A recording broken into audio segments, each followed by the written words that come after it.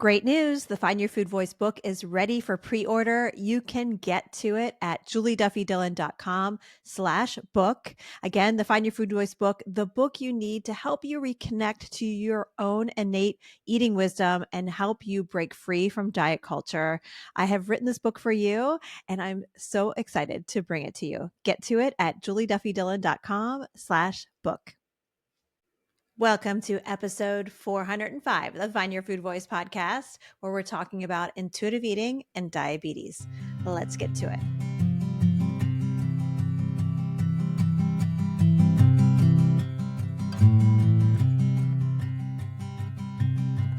Bags are packed, are you ready to go? This time tomorrow we'll be on the road, riding with you in the sunnier days. I wouldn't want it any other way. Hey, you're not bad for eating that. You're a successful human navigating a shame-filled blame game from all the dieting food rules. Welcome to the Find Your Food Voice podcast. I'm registered dietitian Julie Duffy Dillon, and here we weave together strategies giving you tools to defy diet culture, declare body liberation, and reclaim your peace. This isn't just for you, it's for all of us. Together, we can eliminate the need to diet, and we will. Let's begin with now. Hey there, I'm Julie Duffy Dillon, registered dietitian and your host. Welcome to the Find Your Food Voice podcast, where today we are talking about intuitive eating and diabetes. So if you listen to episode 400, I got a chance to interview Elyse Resch, one of the co-creators and co-authors of Intuitive Eating. There was one topic in particular that you all requested more information on, more airtime on, and that was diabetes and the non-diet approach. Lucky enough, I have this episode and another one slated to be coming out next month, all on diabetes and intuitive eating. And I'm so happy to bring it to you because just because you've been diagnosed with a chronic disease that's connected to food to manage it, that doesn't mean you have to diet forever. Just like everybody else, we all can reclaim our relationship with food, even with chronic illnesses and chronic diseases. And I would say, especially then. Today's guest is Janice Dada, who literally wrote the book on diabetes and intuitive eating. The book's name is Intuitive Eating for Diabetes, the No Shame, No Blame, Non-Diet Approach to Managing Your Blood Sugar. And it's available to order now. But in this episode, she gave us so many of the big parts of the book. There are these 4 pillars that she goes through in the book. And when I read through these pillars, I was so excited to see them in print for diabetes, because this is something I know that you have wanted so much, was what's the book I can read to actually help me with diabetes? We get to hear so much of the information that she's sharing in the book. And in particular, there's this 4th pillar that I think is worth its weight all by itself for you to buy this book, because it goes through how to navigate for yourself as you're navigating diabetes healthcare. But besides the 4 pillars, we talk about prediabetes and the history of it and some of the controversy involved. Also, how does weight play a part in the development of diabetes and what actually causes it? Of course, we also talk about medications, including GLP-1s. One of my favorite parts of the book included this exercise that Janice talks about, using kind eyes as it relates to exploring some topics and some concerns with body image. So we talk about that at the very end. So let me know what you think about that one. But I wanted to share a little bit of information for you about Janice before we get to her interview. She is a weight inclusive registered dietitian with a private practice in Newport Beach, California. She's a certified intuitive eating counselor, diabetes care and education specialist, and an eating disorder specialist. She is passionate about simplifying and destigmatizing the nutrition and weight-based discourse around diabetes. That's why I wanted her on the show. I told you about her book, Intuitive Eating for Diabetes. You can order it now. The link's below, and her social media account is also there. Before we move on to our next segment, the Find Your Food Voice book is ready for pre-order. You can get to it at julieduffydillon.com/book. And this book is going to be in your hands the end of March.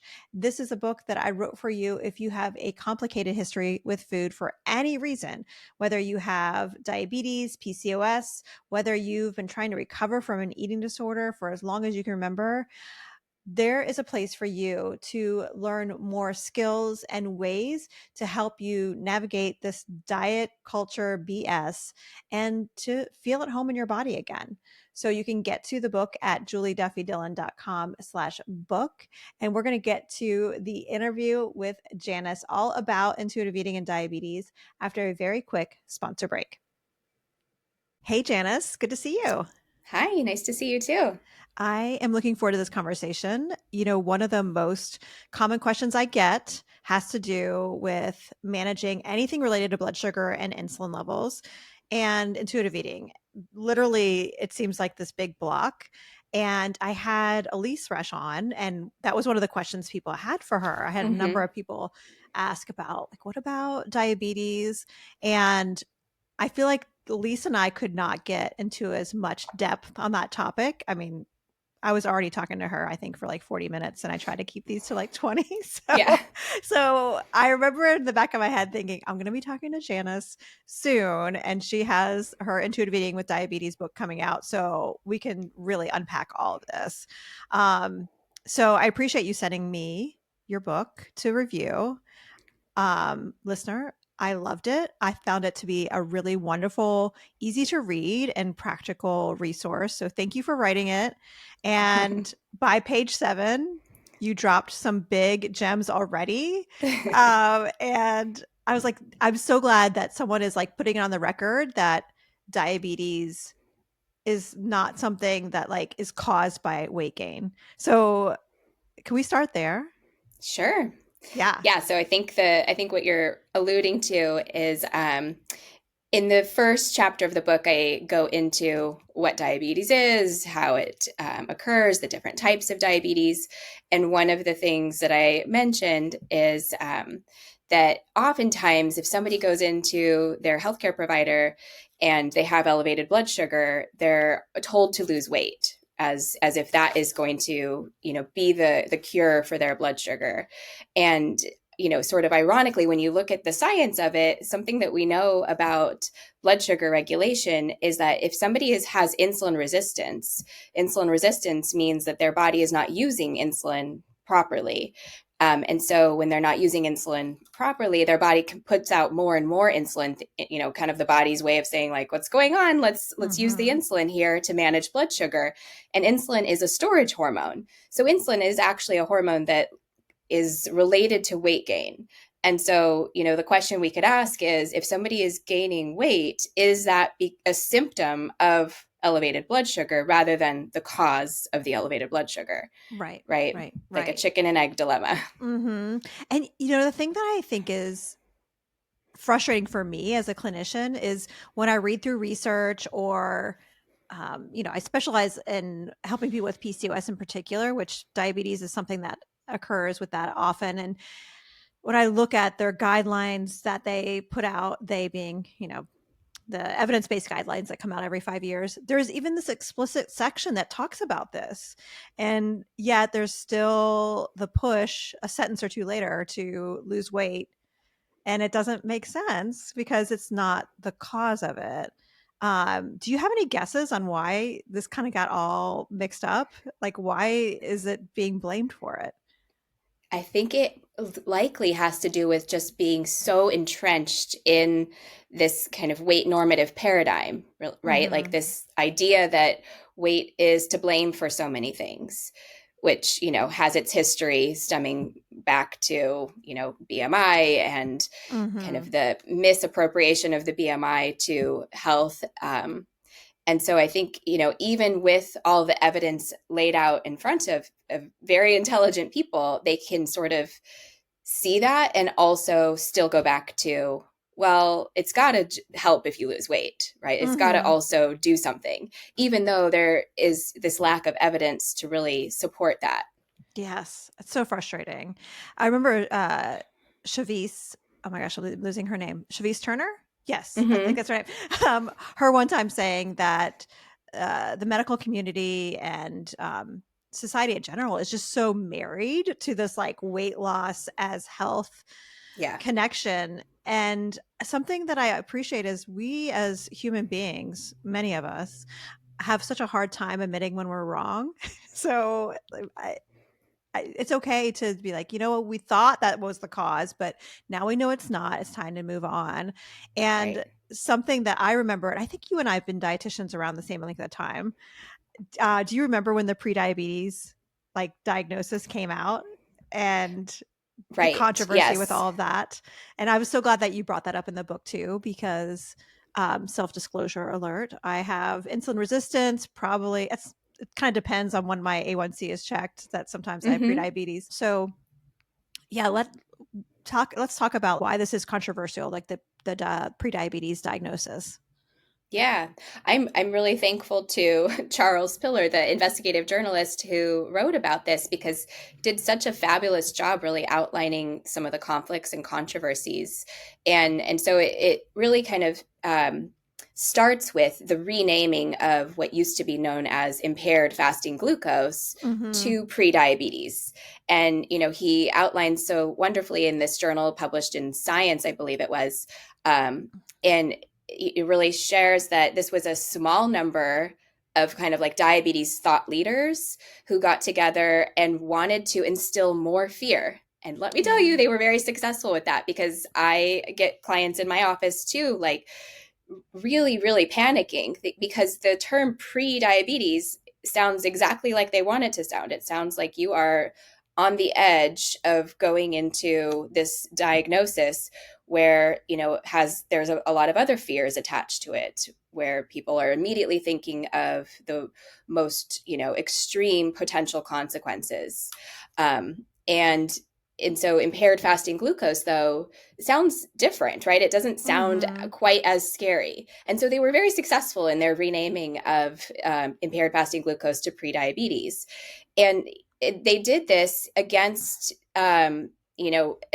sort of evidence, and against the larger medical community's, I guess, agreement with it, right? Mm-hmm. So the World Mm-hmm. Health Organization still does not actually agree that we should have this labeling of prediabetes, and that it should be treated in the way that it is commonly treated, because there is no FDA approved treatment for prediabetes. And so what happens is, medical providers will say, oh, you have prediabetes, let's prescribe you this diabetes drug, when the drug is really approved for diabetes. So we're sort of like fast tracking this individual to being treated the way that somebody would if they actually had the condition, which now means they have increased healthcare expenses, they have more doctor's visits, they have more trips to the lab, they may have Mm-hmm. side effects from the medications that they're on.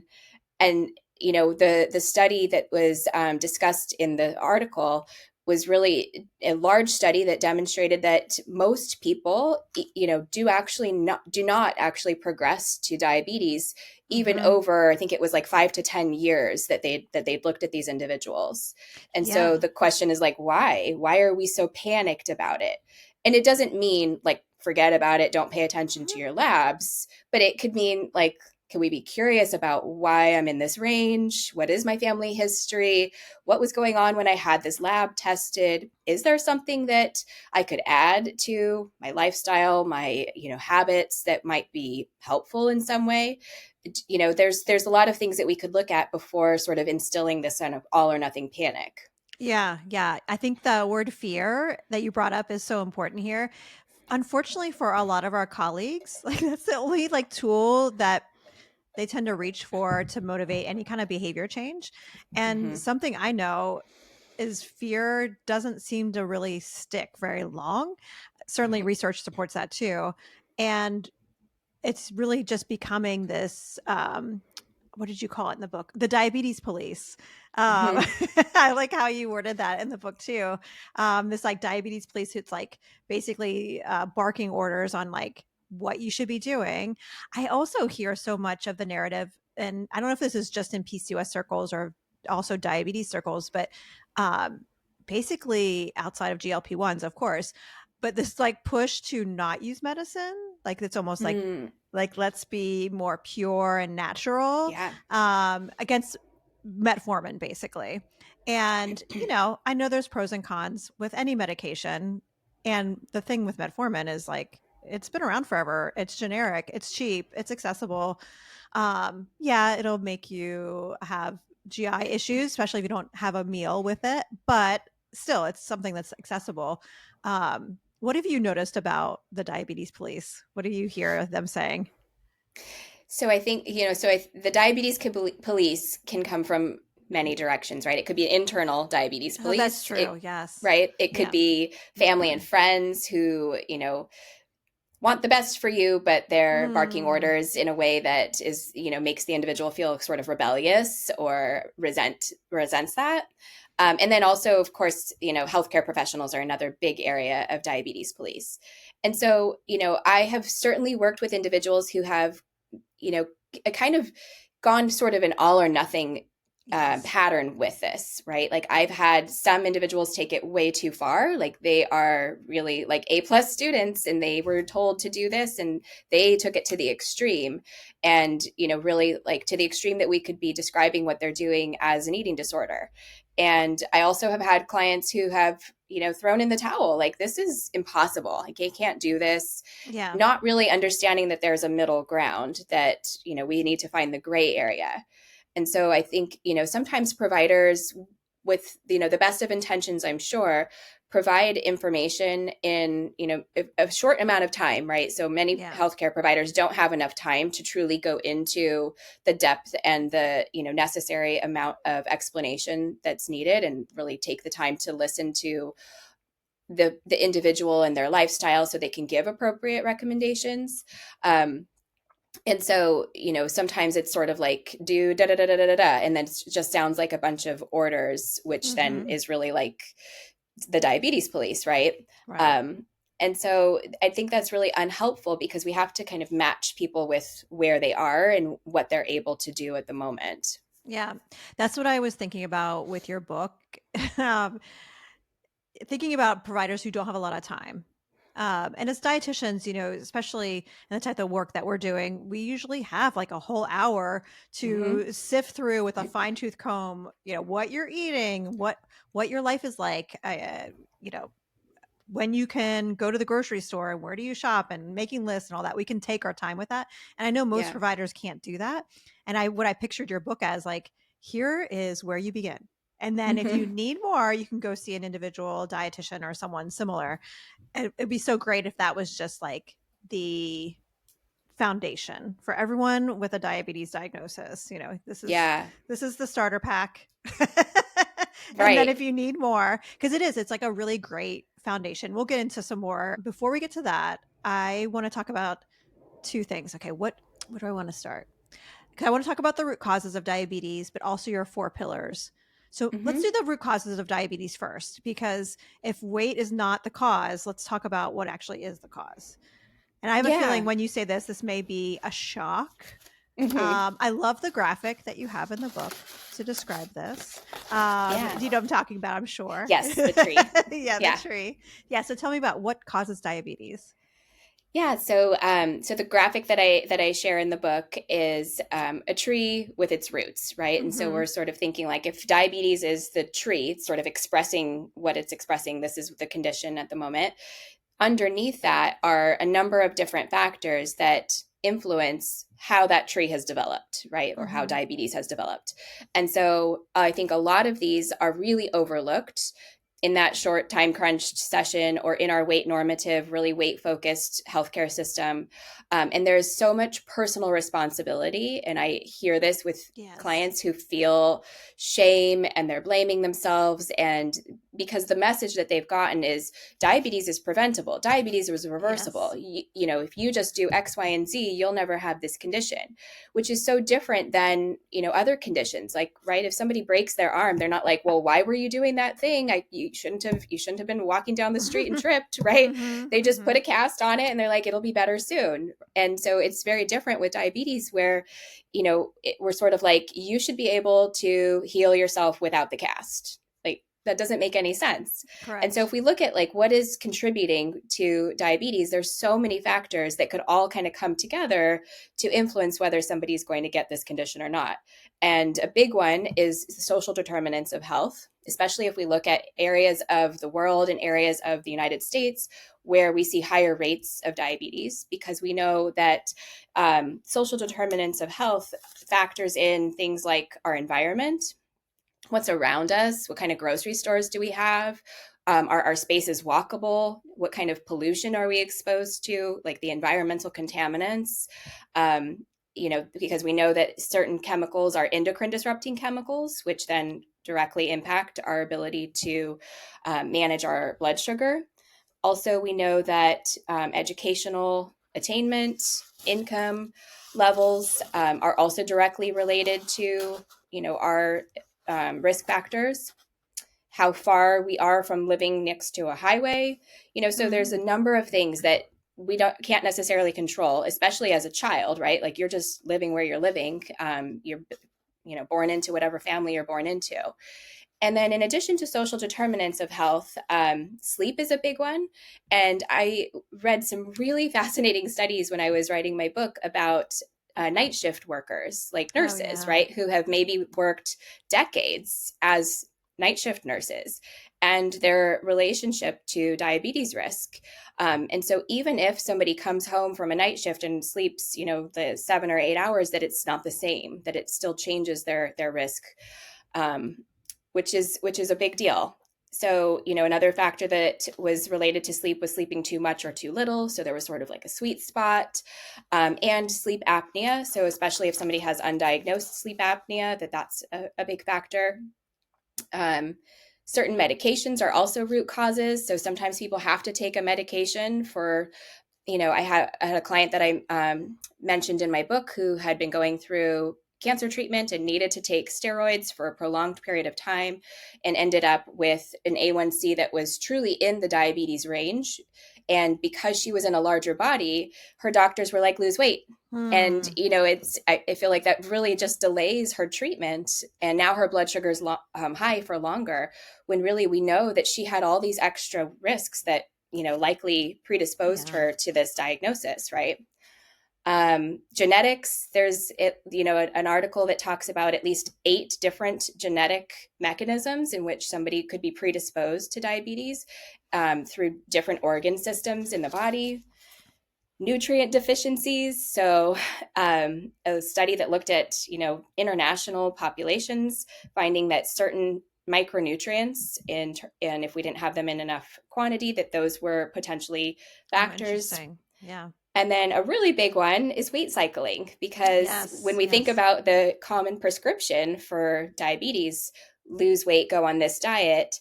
But what we also know about dieting is that it leads to weight cycling, the increase and decrease of body weight, right? The gain or the loss and then the regain of weight. So that's a lot of factors. It's a lot. And especially that last one, I think it's important to really take that in, how folks are told to do the very thing to treat or prevent diabetes that is one of the causes. Mm-hmm. And that's a big word to say, something causes.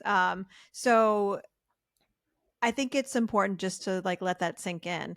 And I think also people are surprised to hear the genetic side of it, how much it is connected to just your genetics. Mm-hmm. And that personal responsibility piece, I'm glad that you mentioned that too, because I think it's a part of healthcare that I would encourage everyone just to question, and period. And if you have the ability to change your eating and around, and I don't know, eat more from the perimeter of the grocery store, I don't know, you already have more access than most people to modifying health behaviors, there's it's probably not the changing of how much kale you're eating. It's probably more about where your position is and how much power you have. So yeah. It's so complicated, but I think it's important because it's not a personal blame game. I wish people could just remove that. Can we just pluck it out with some tweezers? It's not part of this, Right. And something that I appreciated about your book was these 4 pillars that you talk about for someone who, I picture someone newly diagnosed with diabetes, and they're like, okay, well, if just focusing on weight is not going to be the solution, because that's a nice pretty package, right? It's Yeah. like concrete. It feels like I always say, like, starting a diet is like, it's a seductive kind of experience because it's hopeful. There's Hmm. like a warm fuzzy, we have a plan, and again, it's very concrete.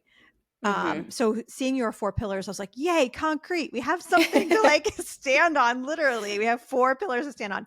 So what are the 4 pillars that you talk about in your book? Yeah, so I talk about pillar one being establishing a diet-free mindset. And so within each of these pillars is the kind of incorporation of the 10 intuitive eating principles. Mm-hmm. And so in the, establish and when we think about the 10 intuitive eating principles, we have some principles that are aimed at removing barriers to attunement. So removing barriers for our ability to kind of sense what our body needs and what it's telling us, right? Mm-hmm. And so some of those barriers include our diet mentality, which often comes from diet culture. It includes like food rules, it includes the diabetes or the food police, is how it's referred to in the intuitive eating principles.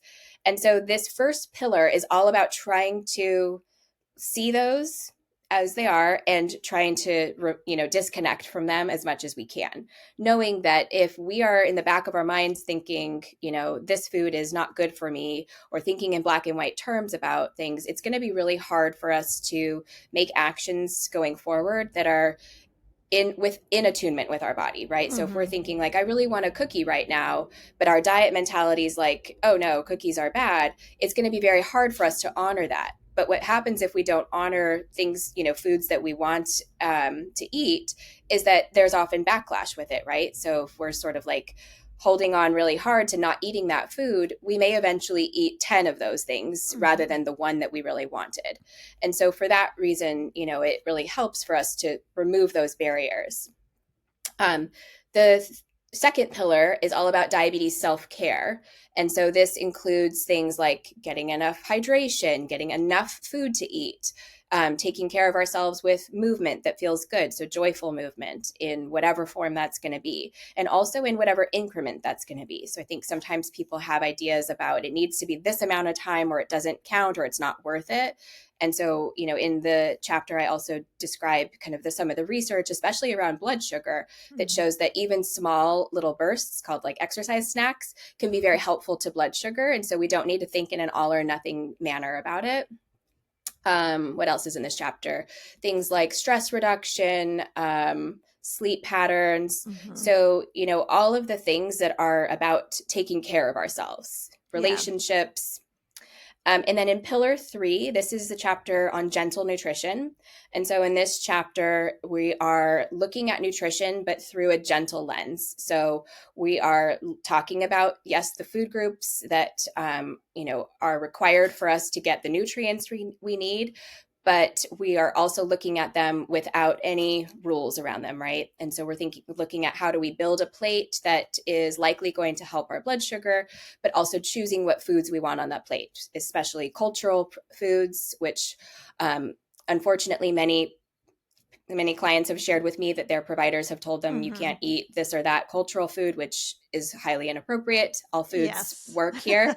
Yes. And then also I break down the nutrition facts label, because I think that is also a huge area of confusion for Yes. people. I love that you did that. That was so great. And can I always say one thing too, between the pillar 2 and 3? I Hmm. mean, I don't know if the hierarchy has any intention or if it's just random, but I was so glad to see the self-care before, basically, let's talk about carbohydrates. Yeah. Um, because what I noticed, I mean, this was 20 years ago. I was a diabetes educator. I'm not anymore. But what I noticed doing that work was when people added in the sleep hygiene, making sure they get enough rest, taking more breaks throughout the day, movement when it fit, and they were eating enough, like just doing that made such a big difference on their A1C. Like Yeah.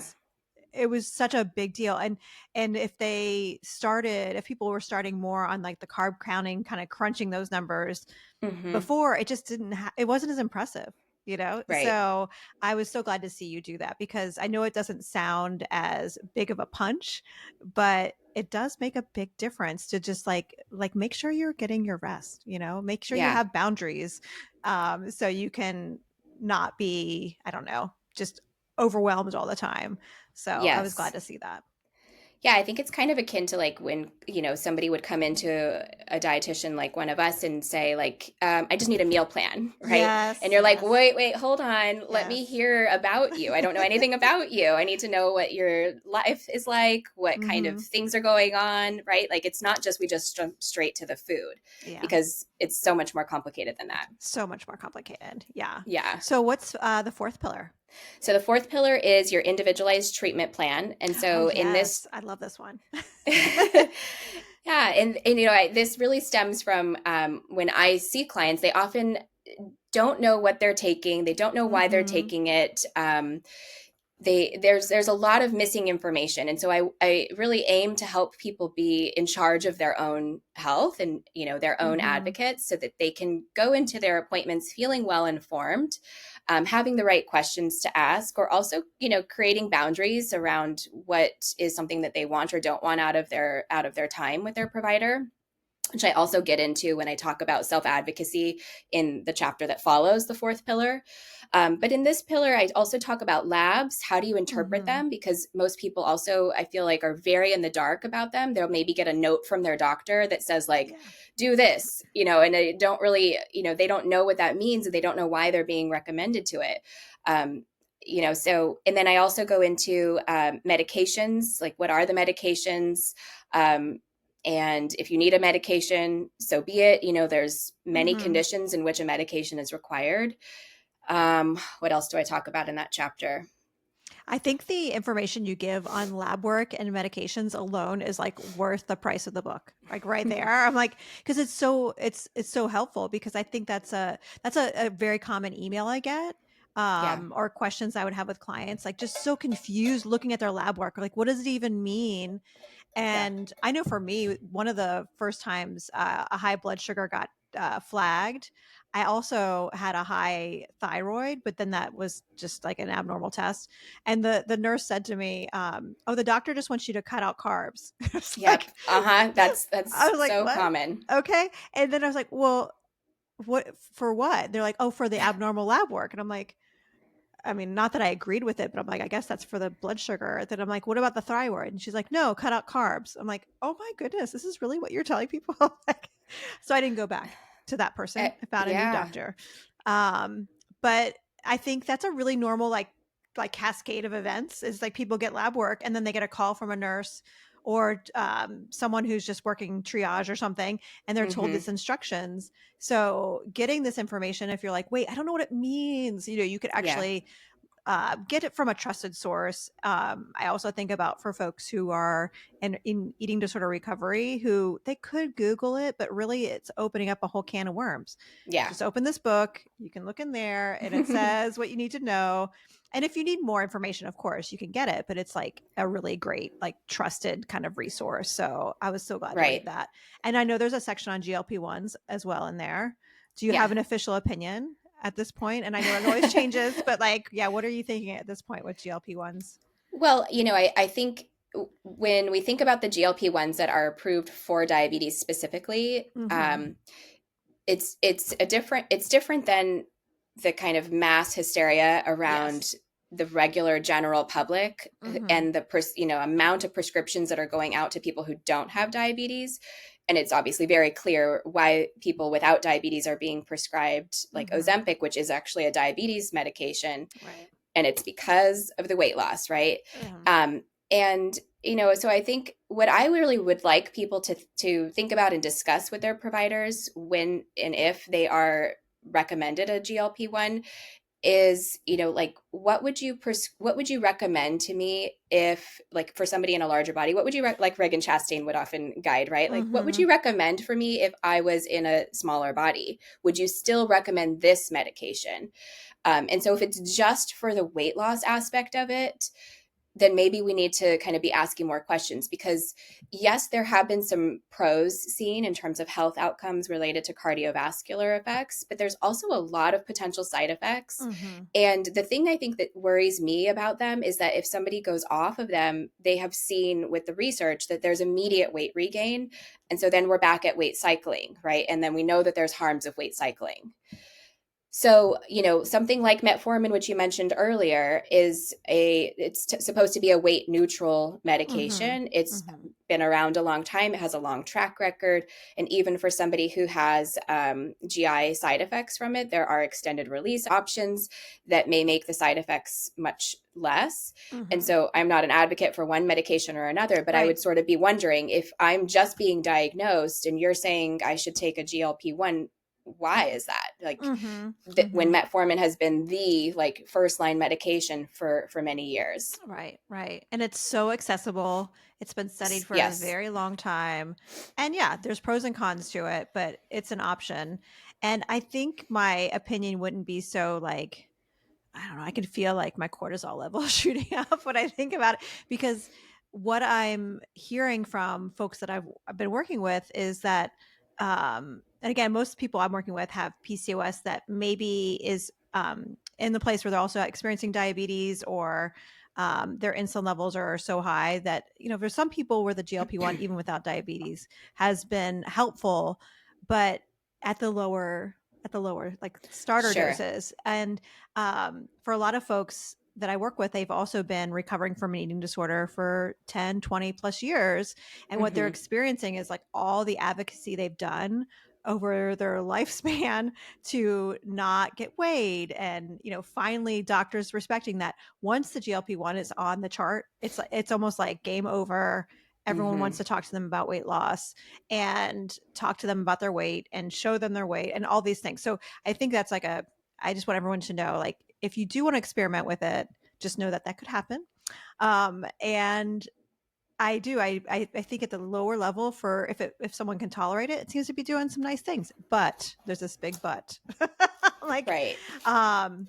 there's definitely risks. And there's a couple episodes that I've taken my time with more on this, because I know we can't go into it too much, but I was curious to hear your opinion. So thank you on Yeah. that.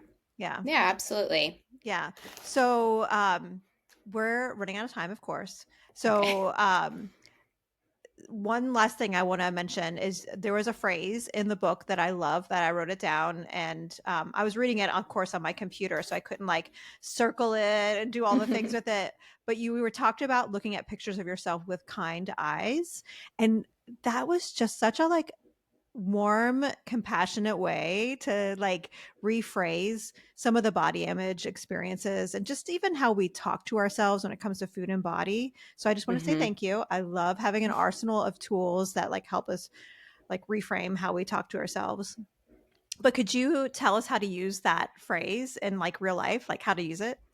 Yeah. So I think this came from a client that I was working with, who I do actually profile in the book with her permission. In the Mm-hmm. last chapter, there's three personal examples of using intuitive eating with Mm-hmm. diabetes from clients I worked with. And she is somebody who we worked a lot on the body image piece as well. And one, I think that may have actually been something she specifically said, is that she, got pictures back, and we had worked on like, how do we look at pictures, and sort of a whole strategy for when you receive pictures, like especially people who are getting married, and now there's like 1,000 pictures to go through, where it can be really challenging for somebody who's struggled with body image to not really nitpick at all of the things that they see. So we'd kind of come up with this strategy of like, okay, I will look for like a count of 3. I will focus on the emotion that I'm seeing from the picture, rather than straight to my area that I'm always criticizing. And so, we really talked about like looking at that picture through kind eyes, right? So you're Mm-hmm. looking at it with a gentle lens. And that was something that she had shared with me, that when she did get pictures back, that she was able to see her pictures through kind eyes, right? Like Yeah. looking for the things that we want to see when we look back on a picture. Like we want to see the memory, or Mm-hmm. what it felt like, or what we were experiencing in that moment. Mm-hmm. Like we don't need to zoom in and really focus on that area that only we're thinking about. We might look at a picture and say, oh, I hate the way my arms look in that picture, right? Yeah. And so instead we could rephrase that to, I'm having the thought that I don't like the way my arms look There in you that go. picture. That's it. And Yeah. when we kind of add in, it's it's a thought. It's not a Mhm. fact. Our brain Yes. wants us to think that everything that comes from it is fact. Mhm. But when we recognize it's a thought, and then we can really try to remind ourselves that's an unhelpful thought. Like, what is that going to, what's that thought going to do for me? Yes. It's It's going to, blocking you from the memory. Yeah. yeah, blocking the Mm. memory, kind of Mhm. making me feel like I'm in a funk the rest of the day. Like, what is it that we're getting from that? And so Yes. that's kind of an aspect of self-care, right? We want to take care of ourselves when we're thinking about things that are going to be challenging. And Mhm. it doesn't mean we're going to look at every picture and say, like, I love that picture. No. And but it's trying to find some neutrality to it, and Mhm. find, other aspects that are also important about a photo. And another thing that I discussed in that chapter is, I think a lot of times I'll discover with clients that they only have pictures from like 10, 15 years ago in their home. And Oh. so then when they look in the mirror, they're feeling, a particular way about what they see in the mirror. And it's like, well, you're surrounded by pictures of what you don't necessarily look like Mhm. today. Can we also Mhm. add in pictures around you that are from, this time period? Yes, I think that's so important.